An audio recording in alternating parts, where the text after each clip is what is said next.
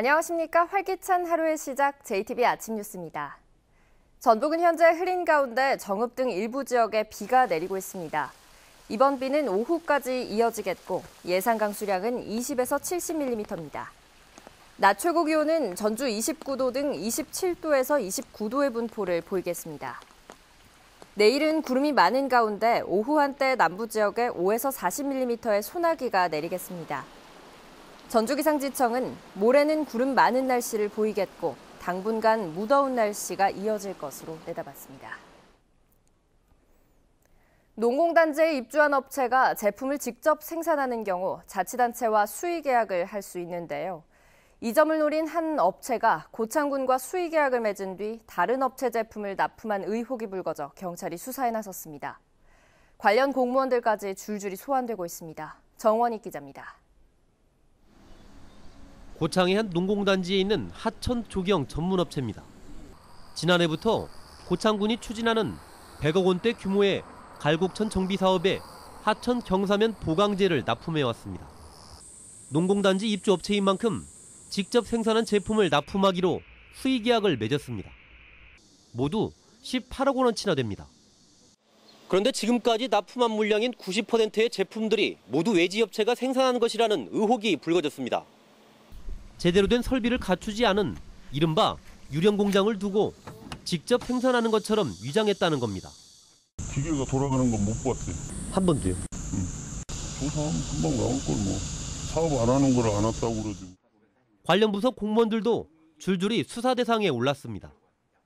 직접 생산을 증명하는 서류만 보고 현장 확인을 제대로 하지 않았을 가능성이 높기 때문입니다. 직접 생산한 제품이 아니라는 사실을 알고 있었다면 문제는 더 큽니다.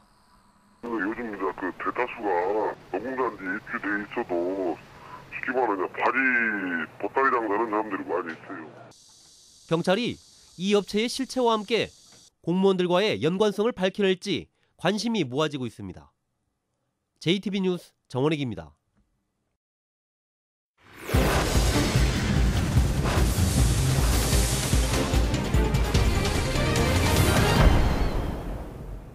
아파트 건설이나 도로 개설 같은 개발공사 과정에서 수십 년생 나무들이 버려지고 있습니다. 옮겨 심는 데 비용이 많이 든다는 게 이유인데 나무 재활용을 위한 제도적 장치가 필요합니다. 하원호 기자입니다. 아름드리 은행나무가 하늘을 향해 곧게 뻗어 있습니다. 밑둥은 양손을 다 뻗어도 닿지 않을 만큼 우람합니다. 수령이 100년 가까이 된 이 나무는 조만간 잘려나갈 처지에 놓여 있습니다. 이 일대에 아파트가 들어서기 때문입니다. 이곳 재개발 예정 지역 안에 있는 나무는 모두 357그루입니다. 빠르면 이달 안에 모두 베어져 폐기 처분될 예정입니다. 그 동네에 있는 수목이나 이런 부분들은 그 동네의 역사와 이렇게 같이 해왔는데 이런 부분이 전부 다 폐기 처분된다는 게 굉장히 많이 아쉽고요. 이런 것들을 좀 잘 활용을 해서 나무들을 모두 폐기 처분하는 이유는 돈 때문입니다. 나무를 옮겨 심는 비용이 많이 들다 보니 차라리 새 조경수를 사다 심는 겁니다. 나무를 살리면 좋죠. 어디 공원이나 이런 데 옮겨놓으면 좋은데 작은 나무는 비용 얼마 안 드는 큰 나무들은 엄청 들어요. 폐기될 나무를 옮겨 심은 뒤 필요한 곳에 분양하는 나무 은행 제도가 있지만 공적인 지원이 없으면 지속하기 어렵습니다. 지난해 나무은행을 운영했던 완주군은 올해 국가 예산 지원이 끊기면서 사업을 중단했습니다. 당초 국고 보조 사업으로 이제 선정을 돼가지고 추진을 했는데 이제 사고 관리라든가 2년째 확대하는 그런 예산이 계속 지원이 안 되기 때문에 좀 자체 예산으로 하기에는 조금 어려움이 있습니다. 새 조경수는 돈으로 살 수 있지만 수십 년 세월은 돈으로 따질 수 없습니다. 오래된 나무들이 개발에 밀려 버려지지 않도록 제도적 장치가 필요합니다. JTBC 뉴스 하원호입니다. 최근 들어 새만금에 대한 외국 기업의 투자가 뚝 끊겼습니다. 이런 상황에서 정부의 탈원전 정책으로 전기료마저 오르면 외국 기업의 투자가 더 위축될 수 있다는 우려가 나오고 있습니다. 보도에 송창용 기자입니다. 지난해 일본 기업 도레이와 벨기에 기업 솔베이가 잇따라 새만금에 화학 공장을 준공했습니다. 이들 기업이 새만금에 투자한 이유는 새만금이 중국 시장과 가깝기 때문입니다. 저렴한 가격에 안정적으로 전기를 공급받을 수 있는 입지 여건도 빼놓을 수 없습니다. これは最適立地という考え方からこの拡大する PPS 樹脂の需要に応えるためにこの分散しセマングム産業団地への新拠点の建設を進めてまいりました.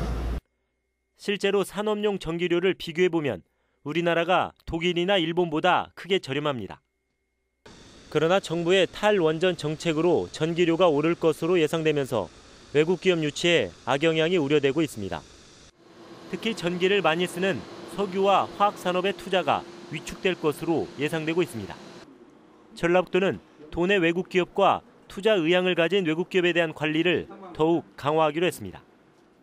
도내 유투 기업들을 방문해서 그분들의 애로사항이라든가 투자 동향을 파악해서 대처하고, 그리고 지금 유투 신고한 기업들이 지금 18개 기업이 있습니다. 그 기업들을 전수 방문해서 투자를 유도하도록 하겠습니다. 올해 상반기 새만금에 대한 외국 기업의 투자는 단 한 건도 없었습니다. 그렇지 않아도 새만금의 투자 유치가 부진한 상황에서 전기료 인상으로 외국 기업 유치가 더 어려워지는 것은 아닌지 우려가 커지고 있습니다. JTB 뉴스 송창용입니다.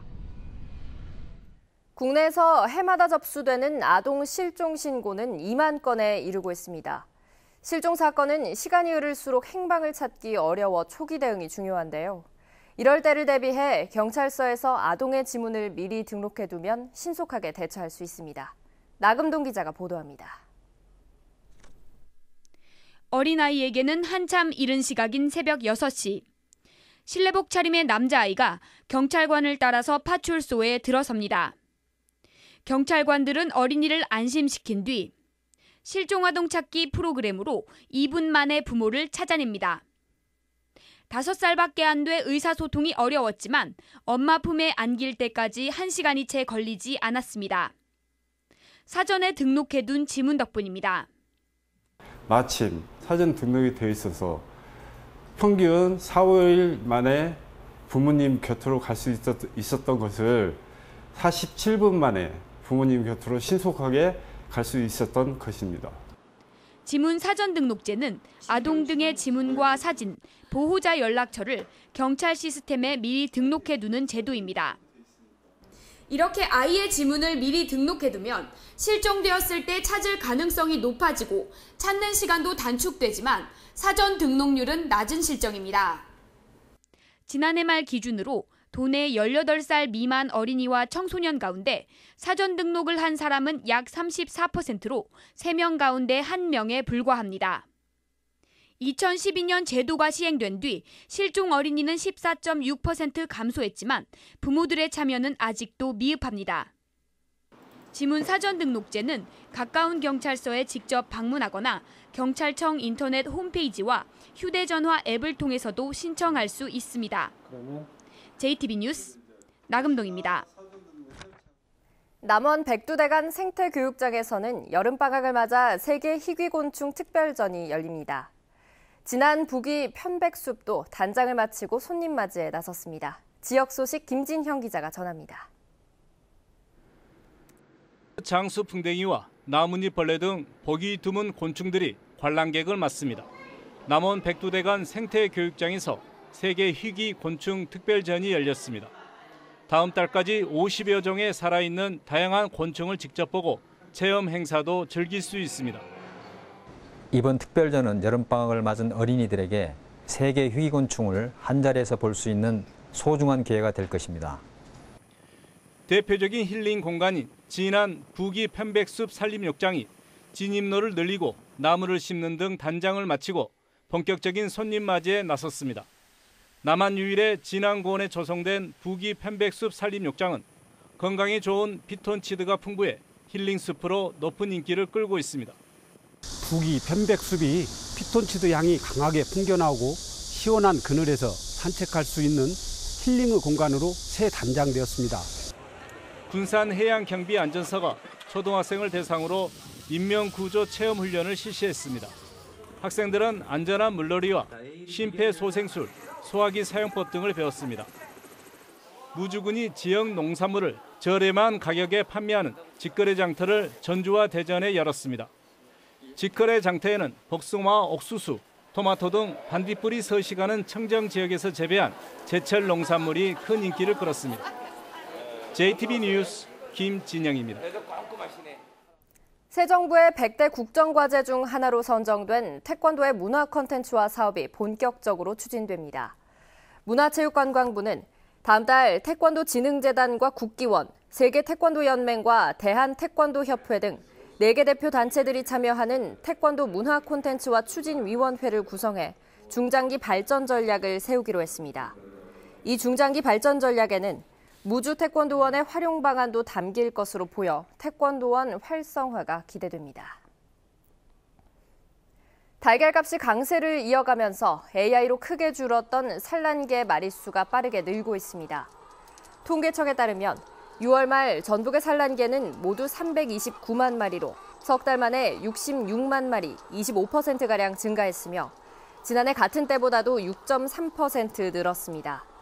또 산란개 사육 가구도 3월 51가구에서 6월 83가구로 63%나 증가하는 등 가파른 증가세를 보이고 있습니다.